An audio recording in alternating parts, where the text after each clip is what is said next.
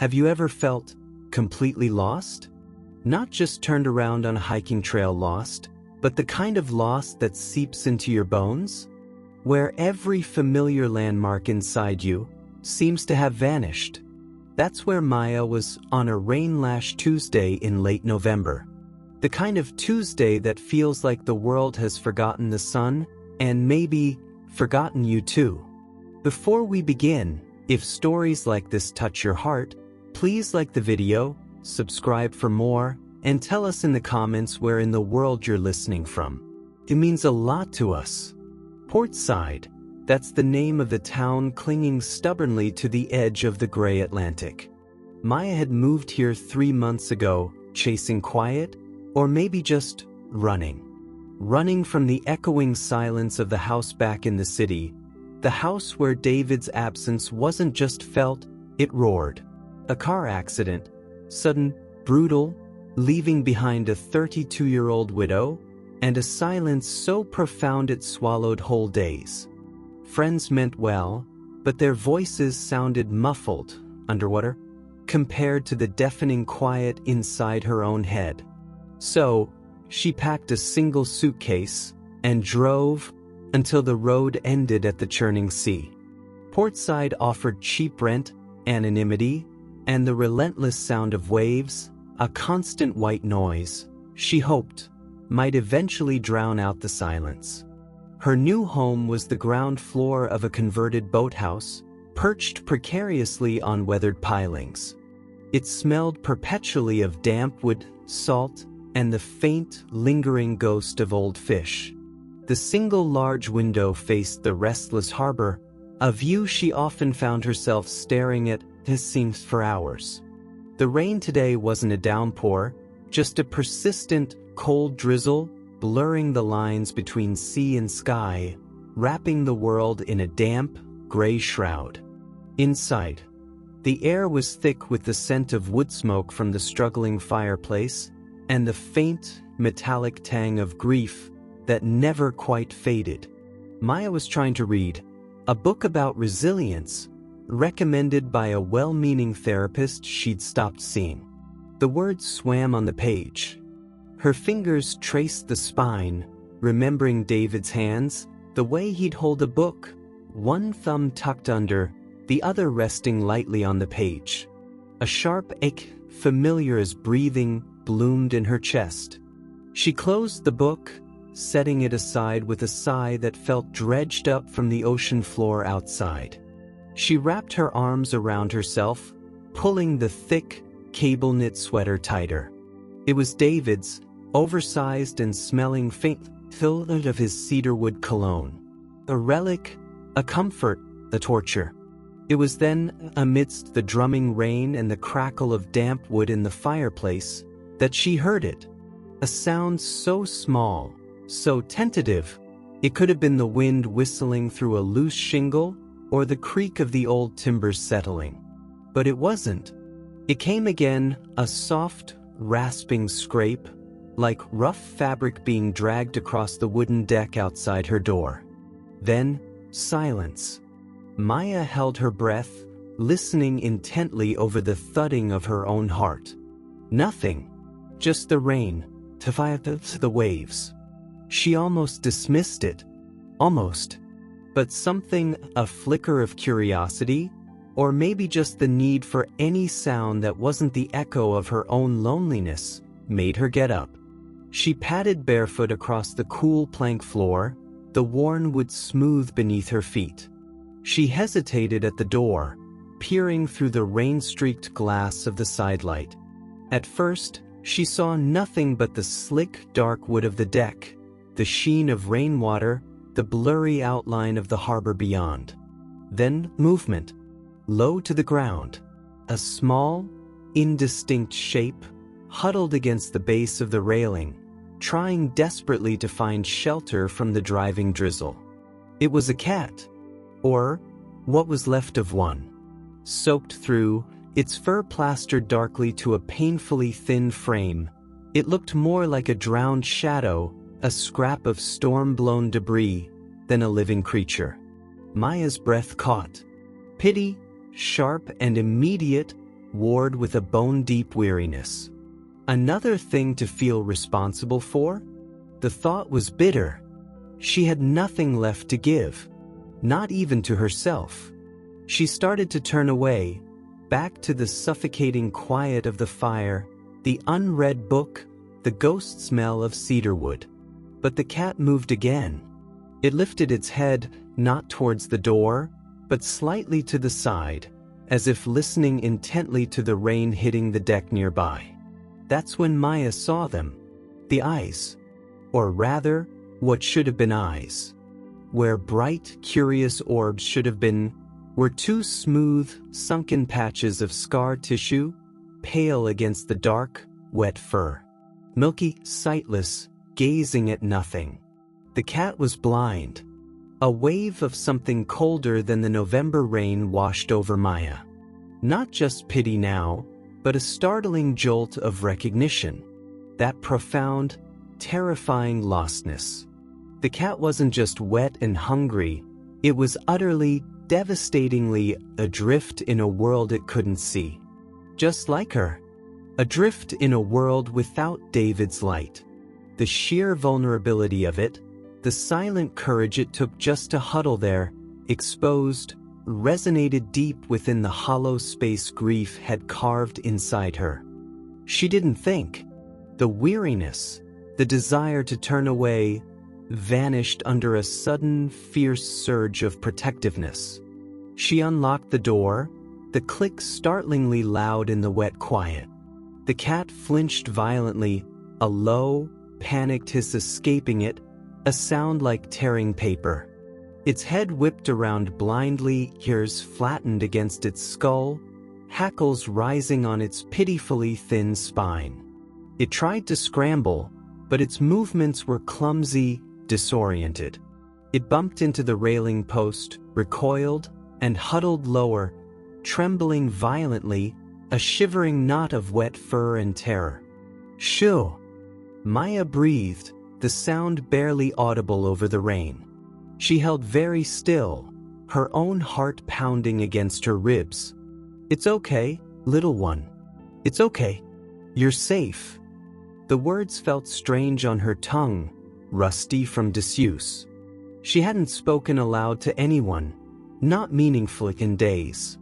Slowly, she lowered herself into a crouch, careful not to make any sudden movements. She kept her voice low, a soft murmur, trying to project calm she didn't entirely feel. "Just cold and wet, aren't you? It's miserable out here."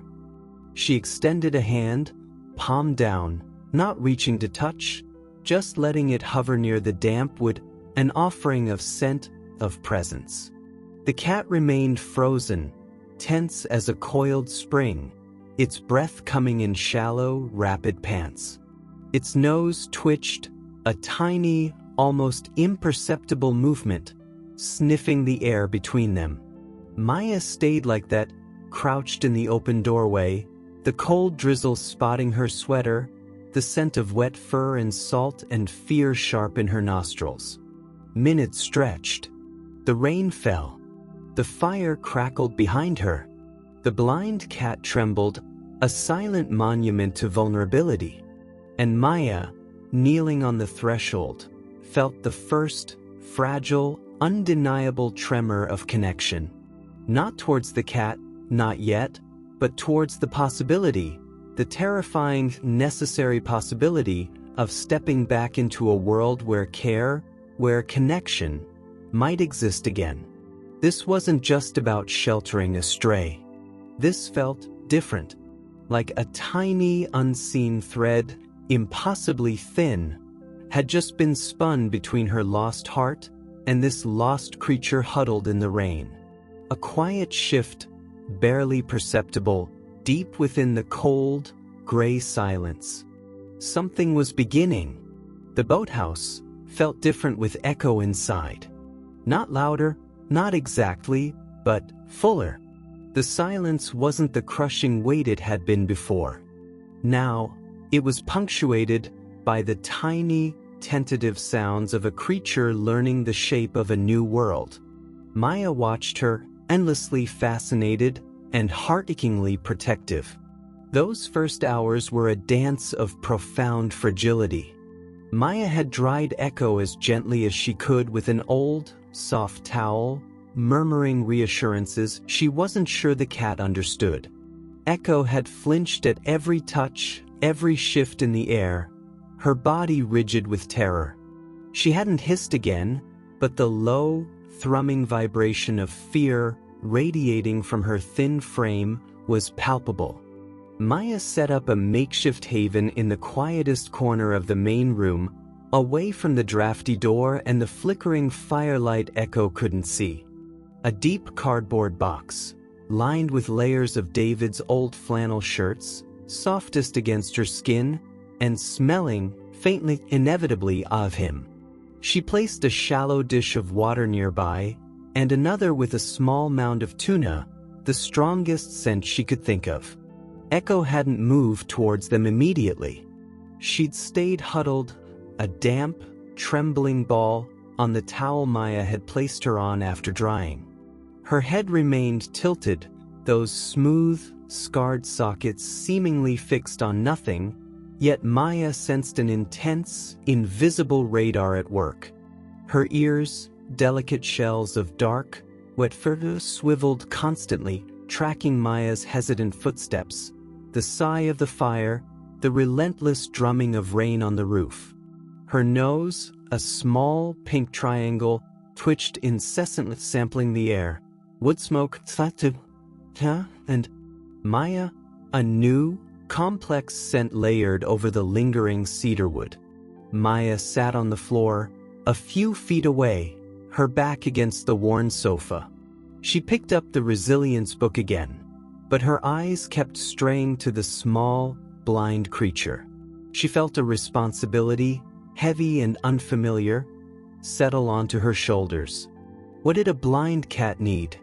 How could she make this strange, echoing space safe? The sheer vulnerability of Echo, navigating solely by sound and smell, in a world designed for sight, felt overwhelming. It mirrored her own disorientation, stumbling through a life she hadn't planned, devoid of the landmarks David's presence had provided. Hours passed. The rain softened to a whisper. The fire burned low. Maya must have dozed, her head nodding against the sofa cushion. A sound woke her, not loud, but distinct in the quiet. A soft, hesitant tap-tap-tap, like tiny pebbles dropping on wood. Maya opened her eyes, blinking in the dim firelight. Echo was moving, not towards the box, but sideways, her body low to the ground. Her front paw, tentative, exploratory, tapped the floorboards ahead of her, then slid forward a fraction. Tap, tap, tap. Tap, tap, tap, tap. It was painfully slow, methodical. She wasn't walking, she was mapping, building an internal blueprint of this new, terrifying territory, one cautious tap and slide at a time. Her whiskers, long and pale, quivered furiously, brushing the air currents, the edges of furniture legs, gathering information sight couldn't provide. Maya held her breath, afraid any movement might shatter the cat's fragile concentration. She watched, mesmerized, as Echo navigated the 5-foot expanse between her towel and the box, a journey that took nearly 10 minutes. The sheer, stubborn will in that small body, the quiet determination to understand her surroundings, struck Maya deep in her chest. It wasn't just survival. It was courage. Finally, her whiskers brushed the corrugated edge of the cardboard box. Echo froze, nose working overtime. She extended her neck, sniffing the flannel lining, the scent of David mingling with the cardboard and the faint, lingering smell of Maya's hands. A low sound, almost a hum, vibrated in her throat. Not a purr, not yet, but something softer than fear. Then, with a fluid motion that seemed suddenly confident within this one, discovered space, she stepped into the box, turned a tight circle, and sank down, curling into a tight, dark comma against the soft flannel. Her breathing, which had been rapid and shallow, slowed, deepened. Maya felt tears prickle unexpectedly behind her eyes. A small victory, in a corner of a drafty boathouse, witnessed only by a grieving woman. It felt monumental. Connection didn't bloom overnight. It unfolded like a slow-motion film, frame by fragile frame. Maya learned Echo's language, the subtle flick of an ear towards a new sound, the way her nostrils flared wide when Maya opened a can of food, the rich, meaty scent acting like a homing beacon, the stiffening of her entire body if Maya approached too quickly or from an unexpected angle. Echo needed predictability, routine. Maya found herself speaking softly, constantly narrating her movements like a tour guide for the sightless. Just walking to the kitchen now, Echo, kettles boiling, just pouring water.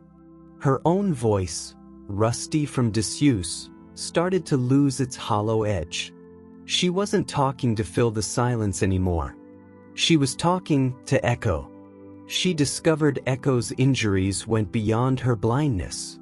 A deep, jagged scar ran along her left flank, hidden beneath her fur, only noticeable when Maya dared to gently stroke her as she slept in her box. Old, healed, but a brutal testament to a past Maya couldn't imagine. One front paw seemed slightly stiff, perhaps an old break that hadn't set perfectly. Maya bought special liniment from the tiny portside vet clinic, its sharp, herbal smell joining the boathouse's olfactory tapestry. Applying it was a delicate negotiation. Echo would tense, a low warning rumble starting in her chest, but she never lashed out. Maya's touch, slow, predictable, accompanied by soft murmurs, seemed to register as care. Eventually, the rumble would subside, replaced by a wary stillness. Food became their primary bridge. Maya experimented. Dry kibble scattered near the box so Echo could forage by scent and sound. Wet food warmed slightly to amplify the aroma, placed consistently in the same spot. The first time Echo ate while Maya sat nearby, rather than waiting until the room was utterly silent, felt like a revelation. Maya watched the precise, delicate movements of the cat's jaw, the way her whiskers swept forward, brushing the rim of the dish, ensuring her nose was positioned perfectly. The rhythmic crunching, the soft lapping, became comforting sounds, filling the space David's laughter once had. Maya found herself sharing things, small, fragmented pieces of her own story, whispered into the quiet air as Echo rested in her box. He loved the sea too, you know, David, though he couldn't swim worth a darn. Or, this sweater, he bought it on a trip to Scotland. Said it smelled like peat smoke. She didn't cry as often when she spoke these things aloud to the listening darkness where Echo resided. The cat's quiet presence, her simple act of being, absorbed some of the sharpness. Grief wasn't gone, but it wasn't the only occupant of the boathouse anymore. One gray afternoon, about a week after the rainstorm, Maya sat on the floor near Echo's box, sorting through a pile of old mail she'd been ignoring. Bills, flyers, a sympathy card she hadn't had the strength to open. The familiar heaviness settled in her chest. She dropped her head into her hands, the worn paper cool against her forehead. The silence pressed in, thick and suffocating, the weight of the unopened card, the unpayable emotional debts, threatening to pull her under. She felt it, the soft pressure, light as a falling leaf, against her bare ankle. She froze, lifted her head slowly. Echo was standing beside her, not facing her, but angled slightly away, as if her focus was elsewhere. But one small, gray paw, the one with the slight stiffness, was resting gently, deliberately on Maya's skin. The pads were cool and slightly rough. Echo wasn't looking for food. She wasn't mapping the floor. She was just touching, connecting, offering a silent, sightless anchor in the storm of Maya's grief. Maya didn't move, didn't dare breathe. The simple pressure of that small paw, the unasked for comfort from a creature who had every reason to fear the world, unspooled something tight and knotted deep inside her. A single tear escaped, tracing a warm path down her cheek. It wasn't the wrenching sob of fresh loss. It was something quieter, softer, like the thawing of permafrost. The paw remained a grounding point, a tiny, profound declaration that she wasn't entirely alone in the echoing boathouse. That two lost souls, one grieving a past light, the other navigating perpetual darkness, had somehow, tentatively, found a point of contact. The thread spun in the rain, invisible but strong, had just been pulled a little tighter. The map was being drawn, together, one tentative tap, one gentle paw at a time. The boathouse settled into a fragile rhythm. Days marked by the salty tang of low tide, the gulls' raucous cries, the soft, rhythmic tap-tap-tap of Echo's paw as she mapped her expanding world. Nights were a deeper quiet, punctuated by the creak of timbers, the sigh of the sea, and Echo's soft, rumbling purr as she slept curled on the foot of Maya's bed, a development that had happened as naturally as the tide coming in. It wasn't loud, that purr, more like the vibration of a tiny, contented engine, a sound Maya found herself listening for, a grounding hum in the darkness. Echo's world, meticulously built on scent and sound, was small, but within it, she bloomed.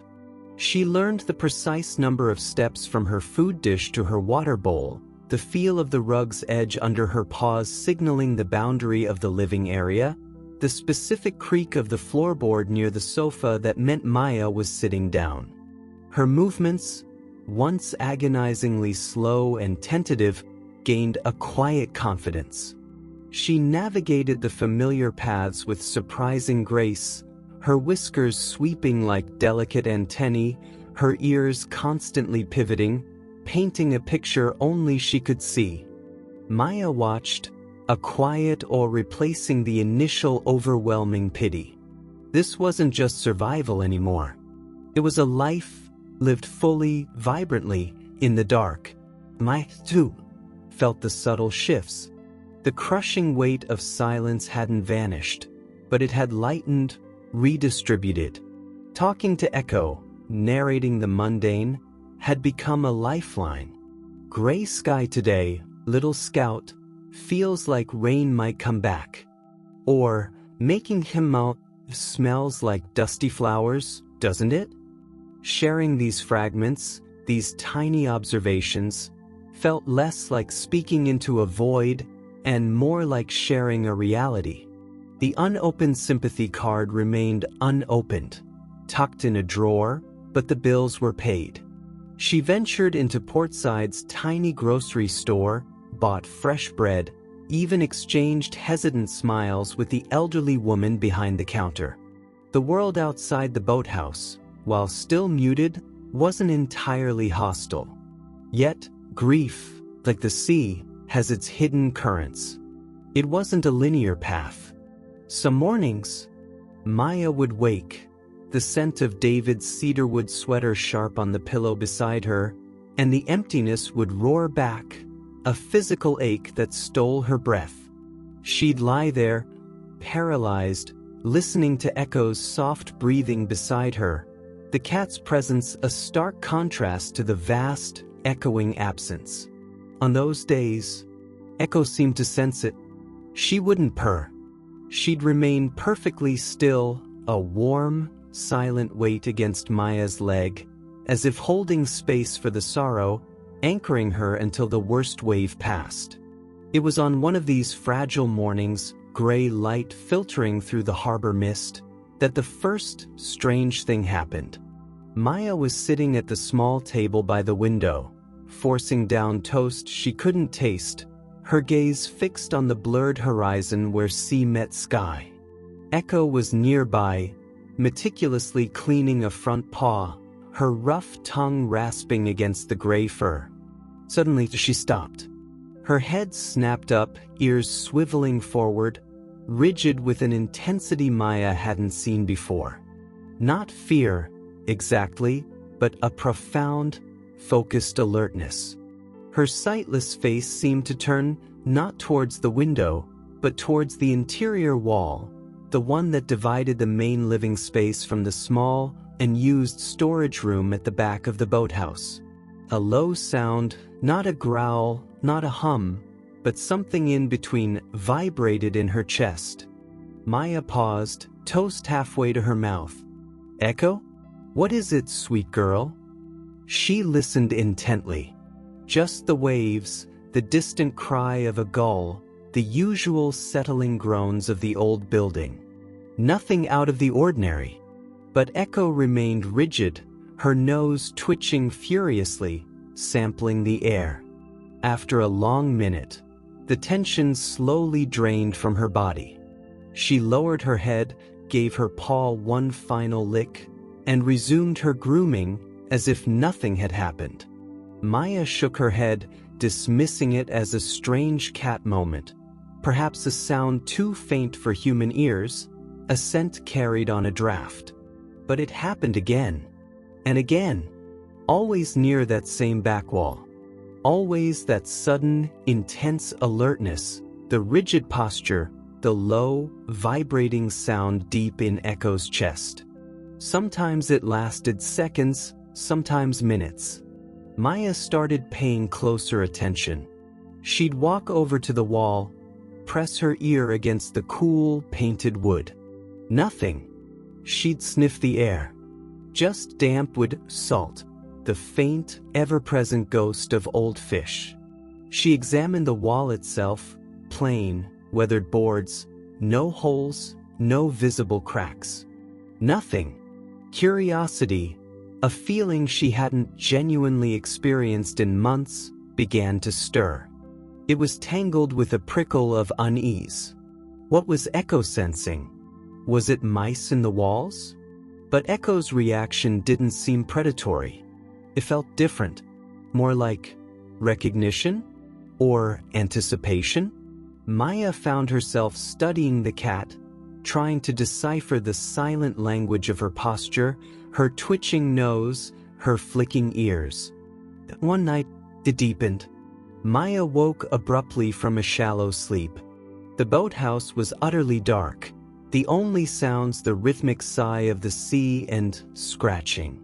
Not the frantic scratching of a trapped animal, but a slow, deliberate, persistent scrape, scrape, scrape. Coming from the main room. Maya's heart thudded. She slipped out of bed, moving silently, her bare feet cold on the floorboards. She peered around the doorway. Moonlight, pale and filtered through the harbor mist, streamed through the large window, casting long, distorted shadows. In that spectral light, Maya saw Echo. She was standing by the back wall, the one that held her strange fascination. Not pacing, not meowing, just scratching. Methodically, with focused intensity, she was dragging her claws down the same spot over and over on the lower part of the wall near the baseboard. Scrape, scrape, scrape. Her head was tilted, those smooth, scarred sockets seemingly fixed on the spot she was marring, her entire body radiating a quiet, unsettling purpose. Maya watched, frozen, a chill spreading through her that had nothing to do with the night air. This wasn't random behavior. This felt intentional, haunted. What invisible landmark was Echo fixated on? What memory, or need, was etched into that spot on the wall, visible only to her blind senses? The sound, rhythmic and insistent in the sleeping house, felt like fingers scraping against the inside of Maya's own skull, stirring something dark and formless, something she'd tried so hard to bury. "Echo," Maya whispered, her voice hoarse with sleep and sudden fear. The scratching stopped instantly. Echo's head whipped around, not towards Maya's voice, but slightly off-target, her ears flattening. The low vibration started again, deeper this time, more resonant. It wasn't fear Maya sensed now emanating from the small, shadowed form.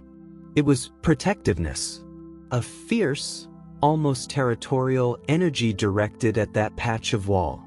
Maya didn't approach. She stood in the doorway, the moonlight painting her face pale, her breath shallow. The familiar weight of grief felt suddenly laced with a new, sharper tension. The fragile peace she'd built, the quiet rhythm of her days with Echo, felt fractured. What lay behind that wall? Not just physically, in the unused storage room, but metaphorically? What echo of the past, perhaps Echo's own brutal history, was resonating in this place, demanding attention? The comfortable numbness she'd wrapped herself in began to feel like a thin veneer cracking under the persistent scrape of Echo's claws, and the unsettling hum vibrating in the darkness. The safe harbor she'd sought, for herself and for this broken creature, suddenly felt less like sanctuary and more like a place holding secrets, waiting in the silent spaces between the waves. The quiet connection they'd forged was now tangled with a growing mystery, a silent question etched into the wood, demanding an answer she wasn't sure she was ready to find. The scratching became a nightly ritual. Like clockwork, an hour after Maya turned off the lights, the slow, deliberate scrape, scrape would begin. Echo, a small, determined shadow in the moonlight, working relentlessly at that same spot on the back wall. Maya stopped trying to stop her. She'd lie in bed, rigid, listening to the sound, feeling it vibrate through the floorboards, into her bones. It wasn't just what Echo was clawing at. It felt like she was scraping at the fragile scab Maya had grown over her own grief, and now over this new, unsettling mystery. Curiosity curdled into obsession. During the day, Maya found herself staring at the wall. She ran her fingers over the gouges Echo's claws had left in the old paint, deeper now, revealing splintered wood beneath. What was in there? The storage room behind it was a forgotten space, cluttered with the boathouse's detritus, broken lobster traps smelling of brine and decay, mildewed tarps, coils of stiff, salt-encrusted rope. She'd shoved David's unopened boxes in there too, the ones containing his clothes, his books, the tangible remnants of a life ended too soon. Too painful to sort, too final to throw away. Just stored, hidden, like whatever Echo sensed. The thought of David's things, so close to Echo's fixation, sent a fresh wave of nausea through Maya. Was it his scent? Some lingering trace of cedarwood seeping through the cracks? But Echo showed no particular interest in David's sweater or the flannel shirts lining her box. Her focus was solely, intensely, on that wall, on something behind it. The atmosphere in the boathouse thickened. Maya's tentative steps towards healing stalled. The grayness outside seeped inside her again. She snapped at Echo once, sharply, when the cat bumped into her legs unexpectedly, sending a mug of tea crashing to the floor. The sound, the hot liquid spreading, the startled flinch that rippled through Echo's small body, filled Maya with instant, crushing guilt. She sank to the floor amidst the shards and steaming puddle, not crying, just hollow. Echo, after a moment of frozen stillness, cautiously approached. Not towards the mess, but towards Maya. She stopped just out of reach, her head tilted, those smooth sockets seeming to look right through Maya's despair. A soft, questioning chirp escaped her. Maya looked at the gouged wall, then at the cat, then at the spreading stain on the floorboards, mirroring the stain of grief inside her. Something had to give. This limbo, this silent war waged by a blind cat against a wall, was unraveling them both. The mystery wasn't just Echo's anymore. It was Maya's too. A tangible manifestation of all the things she'd buried, ignored, refused to face. David's death. Her flight to Portside. The unopened boxes. The unspoken questions about Echo's own brutal past. It was all converging, right there, on that scarred patch of wall. The decision wasn't conscious. It was a surge, a desperate need to know, to break the unbearable tension. One fog-drenched afternoon, the harbor invisible beyond the window, the world reduced to damp gray. Maya stood before the wall. Echo was asleep in her box, exhausted from her nightly vigil. Maya's heart hammered against her ribs, a frantic drumbeat against the slow, deep thuds of the waves. She fetched the heavy claw hammer David had packed. Just in case, he'd said, his voice echoing in her memory. Its wooden handle was smooth, familiar, painful in her grasp. She didn't hesitate. Fear, if she hesitated, she'd stop. She positioned the claw of the hammer against the deepest gouge near the baseboard, took a breath that shuddered all the way down to her toes, and pulled. The sound was violent, a splintering crack that echoed like a gunshot in the quiet boathouse. A large chunk of old, dry wood tore away, showering splinters onto the floor. Dust, thick and smelling of decay, billowed out in a cloud. Maya coughed, waving a hand in front of her face, her eyes stinging. Behind the broken wood was darkness. Not the storage room itself, but the cavity between the studs, a narrow space filled with decades of cobwebs and insulation. Echo was instantly awake. Not startled, but alert, utterly focused. She didn't run towards the hole. She remained in her box, but her head was up, ears pricked forward, nose working furiously, sampling the new, complex scent pouring into the room, ancient dust, decayed wood, rodent droppings, and something else. Something faint, metallic, coppery. Maya peered into the dark cavity, her pulse roaring in her ears. She couldn't see much. Just the fuzzy gray bulk of insulation, thick layers of cobwebs. Then her eyes adjusted. Tucked deep inside, pushed back against the inner wall of the storage room, was something that didn't belong. Not insulation, not wood. Something fabric? She reached in, her fingers brushing against thick, matted cobwebs, recoiling instinctively, then forcing herself back. Her fingertips touched rough canvas. She hooked a finger, pulled gently. It slid out, dislodging a cascade of dust and debris. A small, stiff, rectangular bundle. Wrapped tightly in what looked like oilskin, the kind fishermen used to protect charts. It was about the size of a large book, but thinner, heavy, stained dark in patches. Maya's hands trembled violently as she carried it to the table, away from the hole, away from the swirling dust. Echo remained motionless, the air thick with her silent intensity. Maya wiped the grime from the oilskin with a shaking hand. The stains weren't just dirt. Some were dark brown, almost black, dried into the fabric. Blood? The thought sent a fresh chill through her. She fumbled with the stiff ties, her fingers numb. Finally, they gave. She peeled back the stiff, cracked oilskin layer by layer, the smell of old blood, salt, and something sharply medicinal rising stronger. Inside, nestled within the protective wrapping, lay two things. The first made Maya gasp, a raw, involuntary sound. A collar. A small, worn leather cat collar.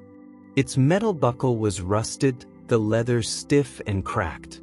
But the tag, a small, tarnished silver disc, was still legible.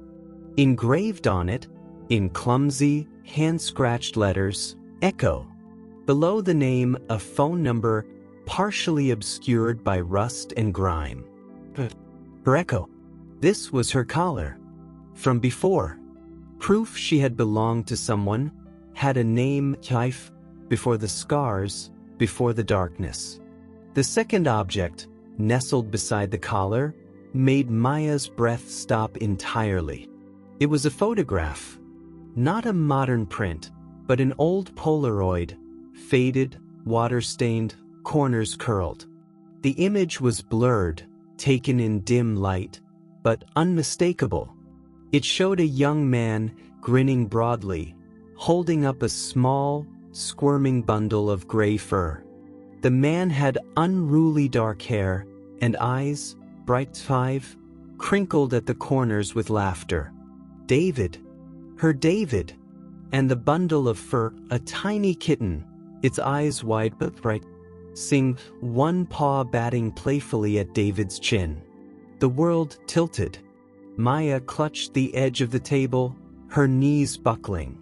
She sank into a chair, the photograph clutched in one trembling hand, the collar in the other. The air left her lungs in a ragged sob, not of fresh grief, but of utter, shattering disorientation. David. Connected. Years ago. In this place, or near it. The photograph. David's smile. Echo's bright, sighted eyes. It was a universe away from the scarred, blind cat sleeping in a box, and the broken woman clutching their shared past. Memories, fragmented, half-forgotten, surged through the dam of her grief. David, years ago, mentioning finding a half-drowned kitten near some docks during a fishing trip. Feisty little thing, he'd laughed. Scratched me good. Called her Echo, 'cause her meow bounced off the pilings. Maya had barely registered it then. Just another of David's many rescues, a story lost in the tapestry of their life. He'd said he'd founded a home, a friend of a friend near the coast. Had that home been here? In Portside? Had Echo, somehow, found her way back? Back to the place associated with the man who'd saved her once? Before whatever horror took her eyes, and nearly her life, had happened. The pieces crashed together, forming a picture more heartbreaking than she could have imagined. Echo, clawing at the wall, not sensing mice or drafts. She was sensing memory, the scent of her own past, of David, perhaps embedded in the oilskin, in the collar, trapped behind the wall where it had been hidden, or forgotten, or stashed after whatever happened to her. She wasn't haunted by a ghost. She was haunted by her own lost self, and the echo of the man who'd shown her kindness. She'd been trying to reach it, to reclaim it, to find her way back, through scent, through memory, through the only landmarks left to her in the dark. A sound broke through Maya's spiraling thoughts. The soft, plaintive, questioning meow. Echo had finally left her box. She stood a few feet away, her head tilted, her blind face turned towards Maya, towards the scent pouring from the objects on the table. Her nose twitched violently, sampling the air, old blood, leather, rust, and David's scent, preserved in the oilskin, on the collar, on the photograph. Maya looked from the photo, David's vibrant, living face, to Echo, the scarred testament to unspeakable suffering. A sob ripped from her throat, raw and guttural. Tears, hot and relentless, streamed down her face, dripping onto the stained oilskin on the table. The grief, the confusion, the sheer, overwhelming pain of it all, of David's loss, of Echo's suffering, of the brutal intersection of their stories, crashed over her in a wave she couldn't withstand. She buried her face in her hands, her shoulders shaking, the photograph crumpling slightly in her grip. She wasn't just crying for herself, or for David, or for Echo. She was crying for the cruel, beautiful, devastating interconnectedness of it all. She felt it. A small pressure against her leg, warm, solid. She lowered her hands, vision blurred by tears. Who was there? Not tentative, not wary. She had pressed her entire side against Maya's shin, leaning into her, her head tilted upwards, as if seeking the source of Maya's anguish. Her rough, pink tongue darted out, gently, touching the salty tears trailing down Maya's wrist. A gesture so small, so profoundly tender, it shattered Maya completely. She slid off the chair, onto her knees on the dusty floor, heedless of the debris from the wall. She didn't reach to grab Echo, but opened her arms, a silent invitation. And Echo, the cat who mapped the world by sound and scent, who had clawed at a wall to reach a buried past, stepped forward. Not blindly, but with a heartbreaking certainty.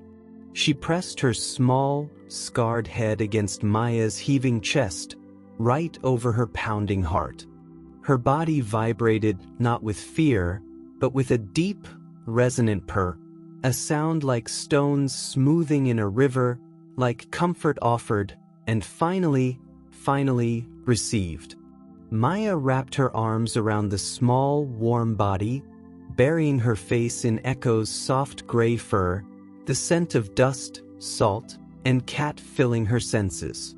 She held on as the sobs racked her, as the purr vibrated against her heart, as the photograph of David and a bright-eyed kitten lay on the table beside them, a bridge across time, across darkness, across unbearable loss. The wall was broken. The secrets were out. The dam had burst. And in the raw, open wound of that moment, amidst the dust and the tears and the relentless sound of the sea, two shattered souls, bound by a love that had echoed through years and tragedy, finally, truly found each other. Not rescuer and rescued anymore, but survivors, anchors. The quiet hum against her chest, the small head pressed over her heart, was the only answer she needed. The mystery wasn't solved, it was transformed into a shared burden, a shared memory, a shared, fragile, unbreakable bond. The dust settled. Literally, a fine, gray film coated the floor around the gaping wound in the wall, the table, the photograph, Maya's hands. It coated the inside of her lungs. It felt like it coated her soul. But the frantic pounding of her heart, the suffocating pressure in her chest, had eased. Not vanished, but transformed. Cracked open, like the wall itself, letting in a different kind of air. Heavy with memory, sharp with sorrow, but breathable. Maya stayed on the floor, knees aching against the hard planks, for a long time. Echo remained pressed against her chest, a warm, purring weight, an anchor in the swirling aftermath. The photograph, slightly crumpled, lay beside them, David's vibrant smile a stark counterpoint to the grim reality of the oilskin bundle and its contents. Maya traced the edge of the faded Polaroid with a trembling finger, not crying now, just absorbing. The impossible connection, the brutal irony.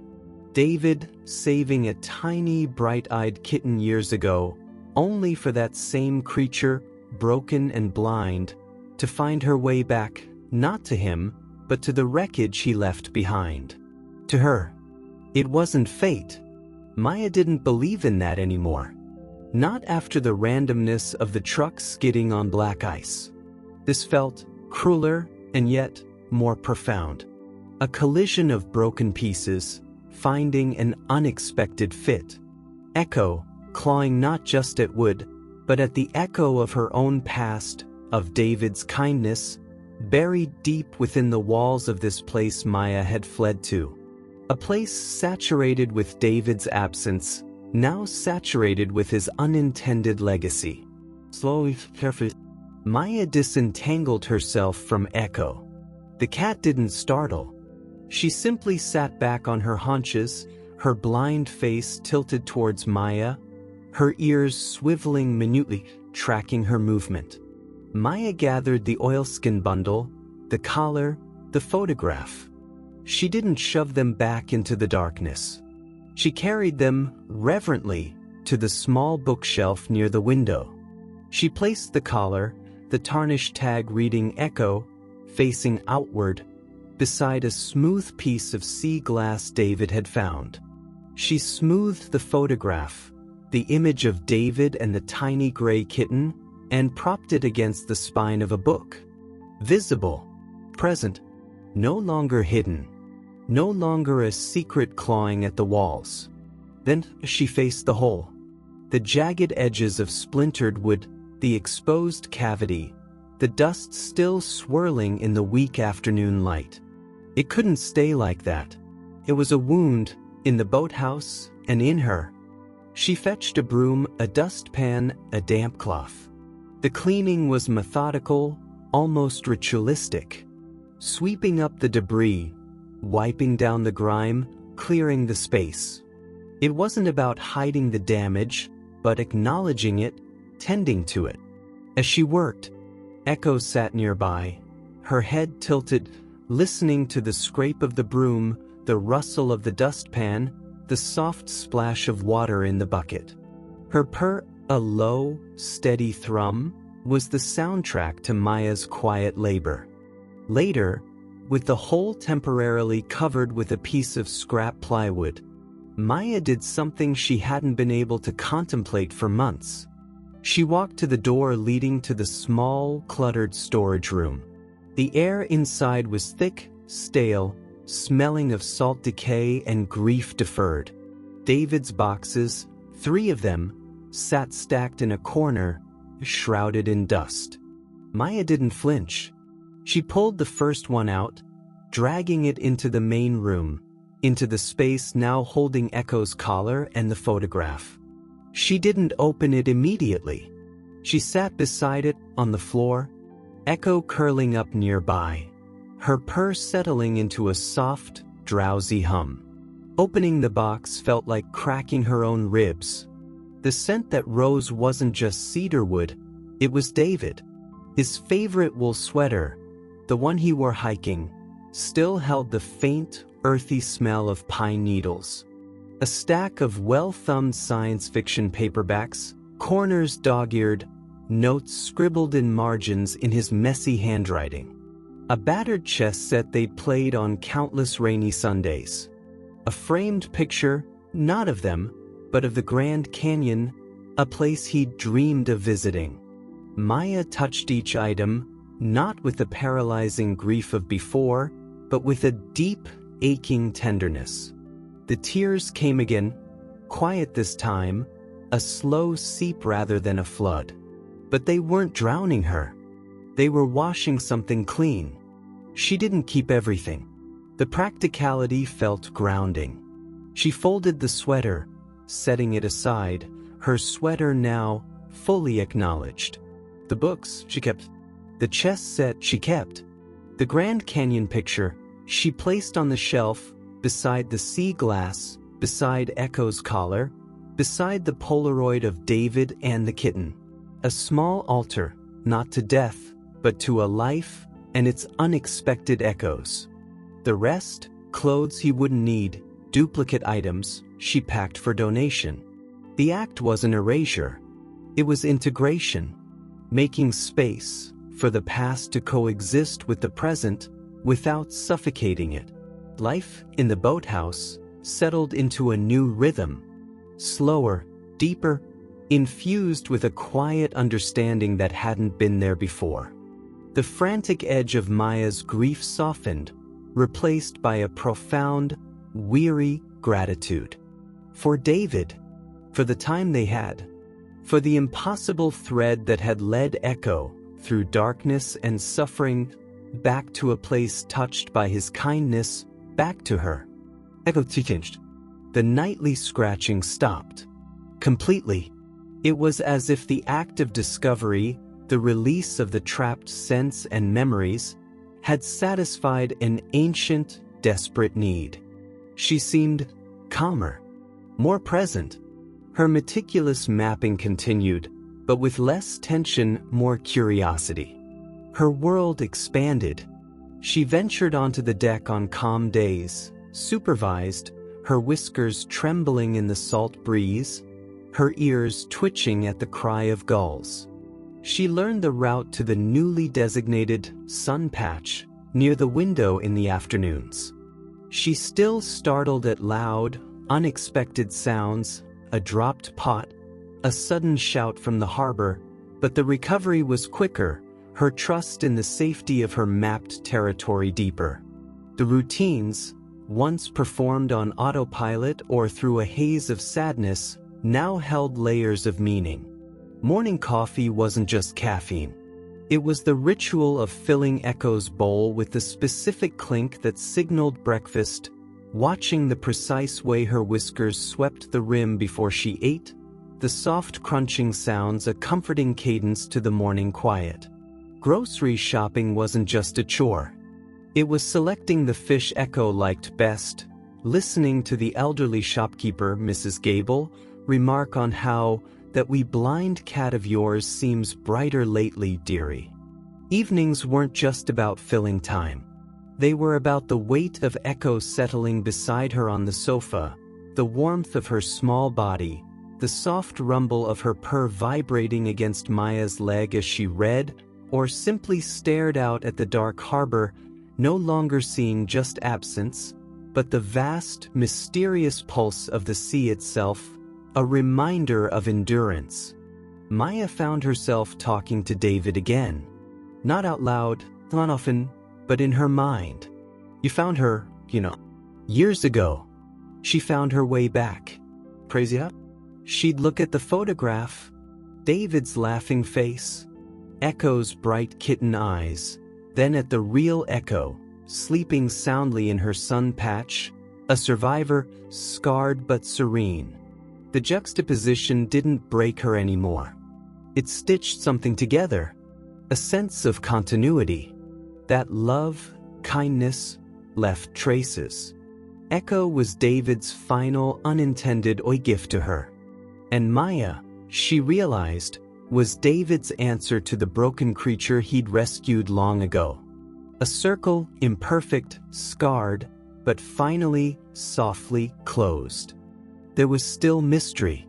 The blood on the oilskin, the violence implied by Echo's scars and her desperate flight or capture. Who had hurt her? Why had her collar and the photo been hidden behind the wall? Maya knew she might never know the full story, but the obsessive need to unravel it, the fear that had driven her to swing the hammer, had faded. Some stories, she understood now, didn't need complete endings. The important part was the survival, the finding of safe harbor, the quiet purr in the darkness. The photograph on the shelf wasn't a puzzle piece missing. It was a testament to a moment of joy preserved. Echo's scars weren't just wounds. They were a map of resilience. One crisp morning, weeks after the wall, Maya stood on the deck. The air was cold, sharp, carrying the clean scent of frost and ocean. The sky was a vast, pale blue, the winter sun surprisingly warm on her face. Echo sat beside her, not exploring, just being. Her face tilted towards the sun, her scarred eyes closed, her chest rising and falling in a deep, peaceful rhythm. Maya looked out at the harbor, the water glittering like scattered diamonds, the fishing boats bobbing at their moorings. The view was the same, yet utterly transformed. The gray shroud had lifted not just from the sky, but from inside her. She thought back to that rain-lashed Tuesday, the profound lostness, the bone-deep cold that had nothing to do with the weather. She'd felt like driftwood, battered, aimless, washed up in a place she didn't belong. And Echo, huddled against the railing, a drowned shadow, blind, terrified, utterly adrift. Two lost things, clinging to the edge of the world. She'd opened the door then, driven by a spark of recognition she hadn't understood.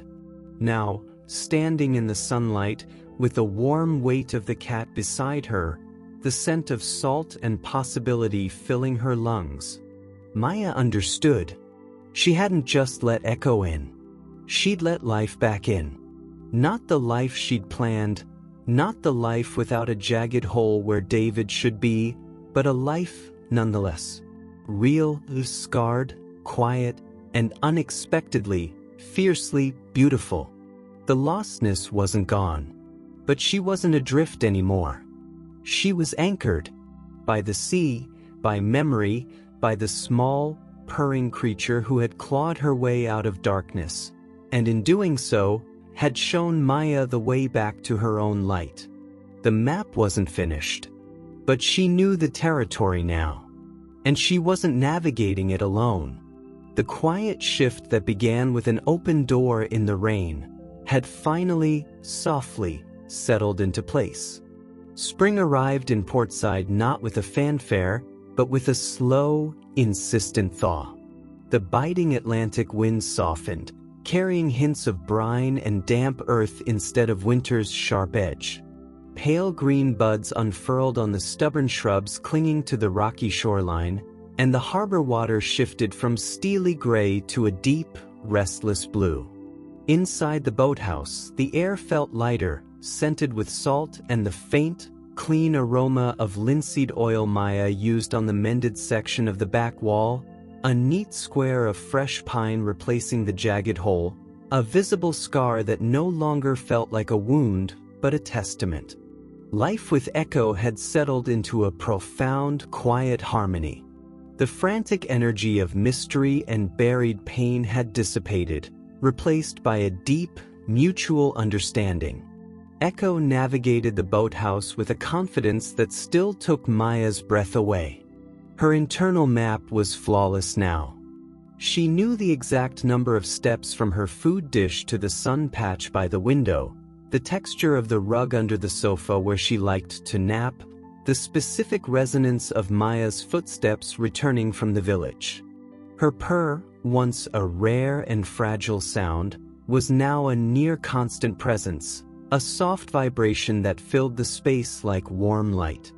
She was no longer the trembling shadow huddled in the rain. She was Echo, scarred, but utterly whole. Maya, too, felt a quiet wholeness she hadn't known was possible. The sharp edges of grief were still there, but they no longer cut quite so deep. David's absence was a presence now, woven into the fabric of her days, acknowledged in the photograph on the shelf, in the worn chess set she sometimes set up just to remember the feel of the pieces, in the way she'd catch herself smiling at a memory instead of crying. She'd started sketching again, not grand landscapes, but small, intimate things. The curve of Echo's spine as she slept, the intricate pattern of frost on the window pane, the gnarled ropes on the fishing boats in the harbor. It was a way of seeing the world anew, through the lens of quietude Echo had helped her find. The shelf by the window had become a focal point. The sea glass David found. The tarnished silver disc of Echo's collar, Echo, facing outward. The faded Polaroid of David and the bright-eyed kitten. And now, nestled beside them, something new, a small, unassuming terracotta pot. Inside, nestled in dark soil, were tiny, determined green shoots. Basil. David had always loved fresh basil.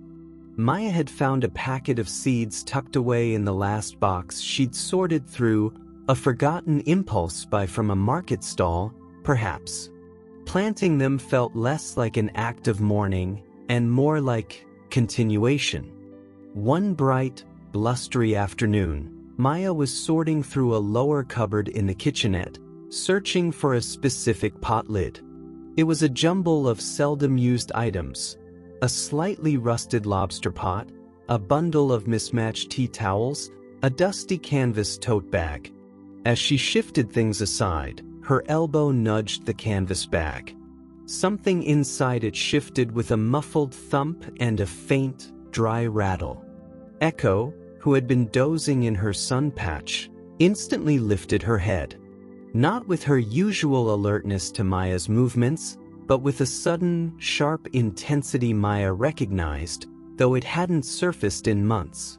Her ears pricked forward, rigid. Her nose twitched violently, not just sampling the air, but seeming to taste it. A low, resonant hum started deep in her chest, not a purr, but that same focused vibration she directed towards the back wall. She stood up, her body taut, and padded swiftly, unerringly, towards the cupboard, stopping right beside the canvas bag Maya had jostled.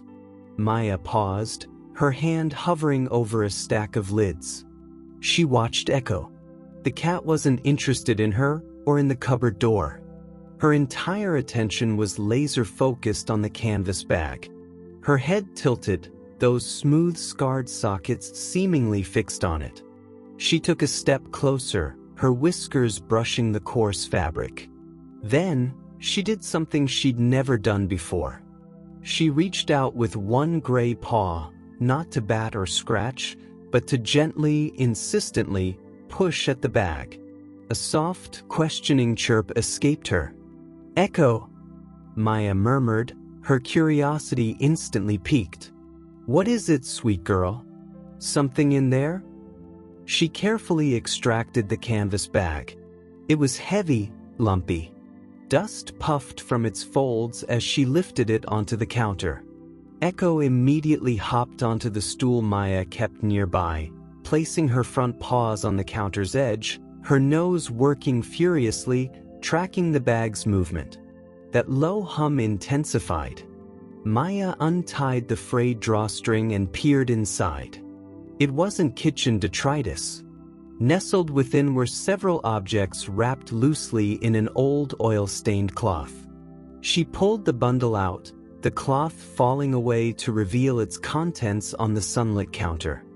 First, a small, battered wooden box, its lid warped by moisture but still intact. Carved crudely on the top was a simple anchor. David's work. Maya recognized his rough, enthusiastic carving style instantly.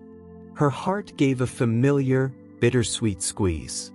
Second, a thick coil of sturdy, slightly stiff climbing rope.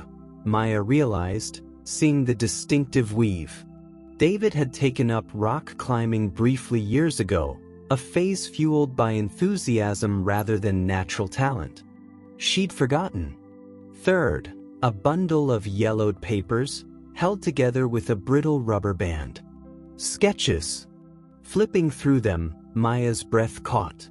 Not David's usual landscapes or boat designs. These were rough, energetic drawings of the structure. A treehouse? But not in a tree.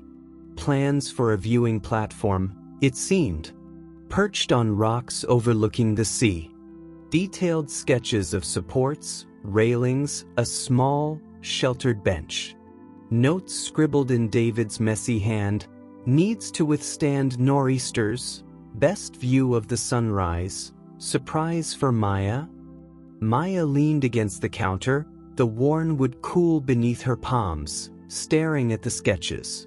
A viewing platform. On the rocks below the boathouse? He'd never mentioned it. It must have been one of his impulsive, grand ideas, started with passion and then perhaps abandoned when the climbing phase ended, or life got busy, or the practicalities of building on rugged coastline proved too daunting. Forgotten. stuffed in a bag and relegated to the back of a cupboard. Echo nudged her arm gently with her head, pulling Maya from her thoughts. The cat wasn't looking at the sketches or the rope. Her nose was pressed against the small, battered wooden box with the carved anchor. She nudged it again, more insistently this time, that low hum vibrating against Maya's skin. "Oh, Scout," Maya whispered, a smile touching her lips despite the lump in her throat. She picked up the box. The warped lid was stuck. Carefully, she pried it open. Inside, protected from the damp that had warped the exterior, was another layer of oilcloth. Unwrapping it revealed not forgotten climbing gear or more plans, but seeds. Dozens of small, carefully folded paper packets. Each one meticulously labeled in David's handwriting. Lupin, blue, likes rocky soil. Sea thrift, tough as nails. Beach pea, fixes nitrogen. Wildflowers, native species. Hardy plants meant for the challenging coastal environment.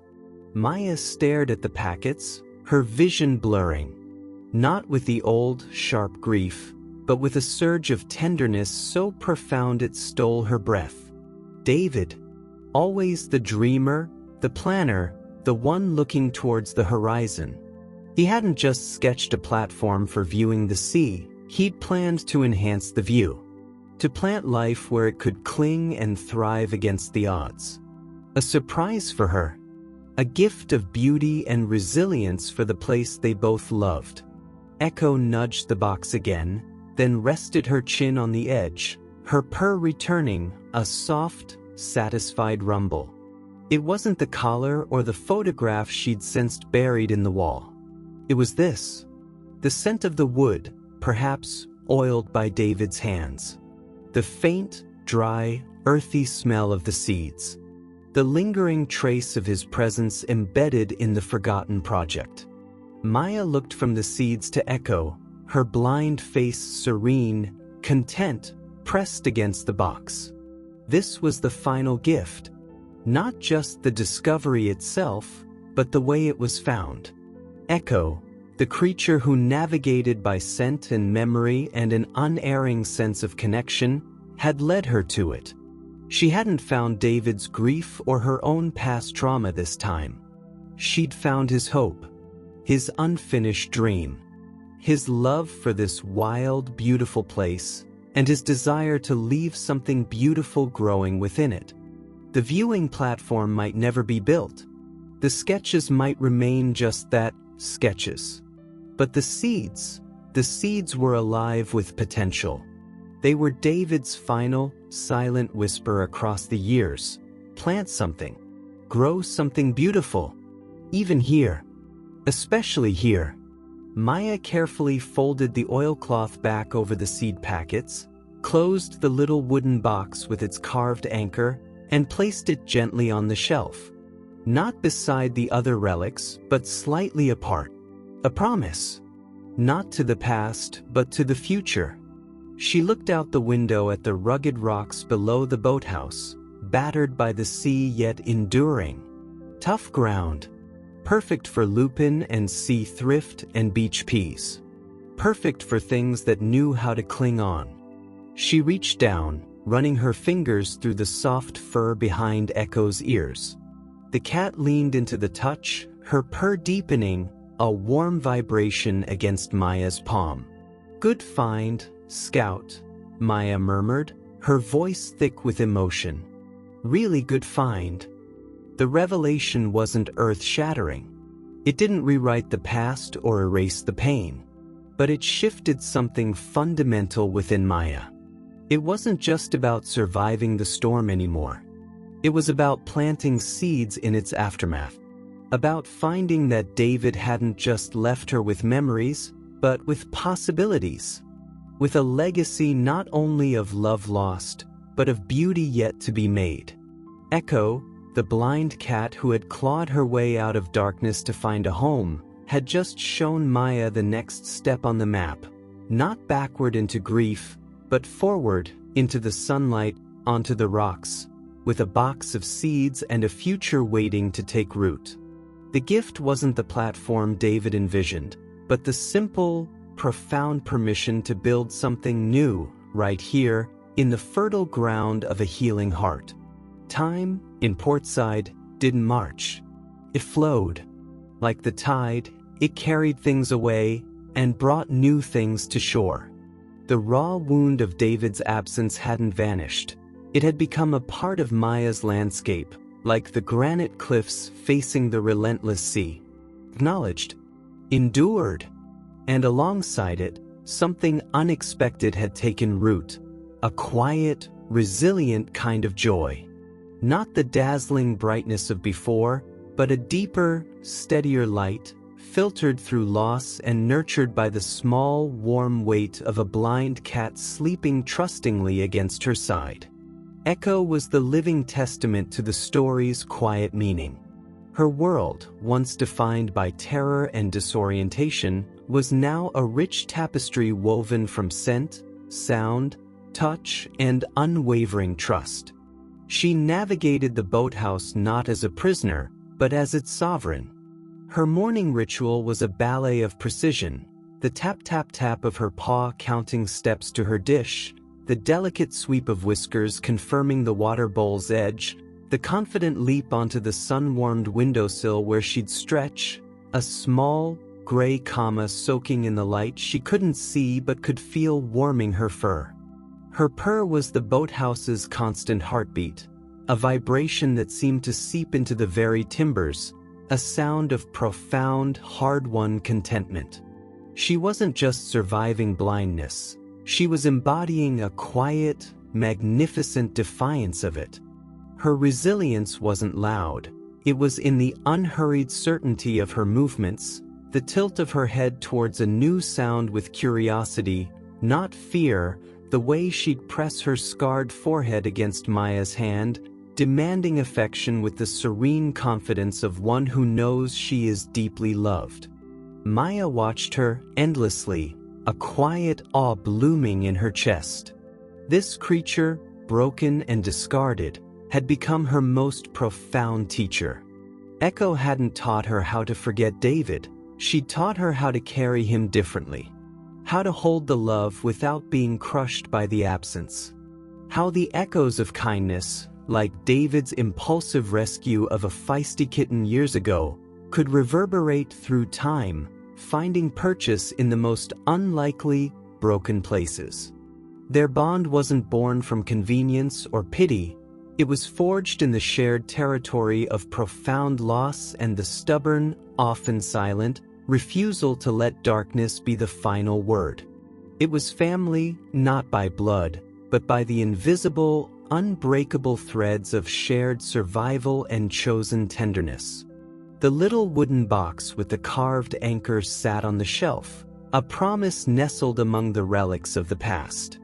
One bright, blustery morning, Maya felt the pull. She tucked Echo securely into a soft carrier, the cat's purr rumbling contentedly, unperturbed by the journey. They walked down the weathered steps behind the boathouse, onto the rugged expanse of rocks that met the churning Atlantic. The wind whipped Maya's hair, salty and alive. She found a spot, not where David's ambitious platform might have stood, but a smaller, sheltered crevice between two large, sea-smoothed boulders, protected from the worst gales but kissed by sunlight. Kneeling on the hard stone, the scent of salt and seaweed sharp in her nostrils, Maya carefully opened the box. She unfolded the oilcloth, revealing the precious packets of seeds. David's handwriting, labeling each one, felt like a message across the years. Lupin, blue, likes rocky soil.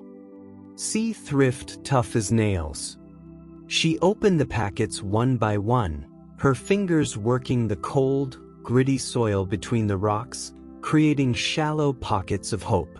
She scattered the tiny, hard seeds, dark specks against the gray stone and dark earth, whispering their names like a blessing. Beach Pea, fix the nitrogen, little ones. Sea thrift, show us how tough you are. Bring the blue. Echo, sensing the change in movement and the shift in scents, damp earth, dry seeds, the intense salt air, chirped softly from her carrier. Maya unzipped the top, letting the wind ruffle Echo's fur. The cat lifted her face, scenting the air deeply, her whiskers trembling. She didn't try to climb out. She simply sat, a small, serene presence, her blind face turned towards the vastness of the ocean, as if approving the planting. Maya rested a hand lightly on Echo's head, feeling the familiar purr vibrate against her palm. Together, they listened to the waves crash and retreat, the eternal rhythm of the sea. This was the heart of it. The message whispered not in grand pronouncements, but in the quiet acts of tending and trusting. Life, the story seemed to say, isn't about avoiding the storms or the sharp, breaking rocks. It's about learning to plant seeds in the cracks they leave behind. It's about understanding that grief and joy aren't opposites. They can coexist, intertwined like the roots of sea thrift clinging to granite. It's about the unexpected families we find, the broken creatures who become our guides, the echoes of lost love that guide us towards new forms of courage. True resilience isn't about being unbreakable. It's about finding the strength to mend, to grow, to love again, even when the landscape of your heart feels irrevocably changed. And sometimes, the greatest act of navigation isn't done with sight, but with trust, one tentative step, one gentle paw, one scattered seed at a time. Maya looked from the seeded earth to Echo, her profile a study in peaceful acceptance against the vast, shifting blue of the sea and sky.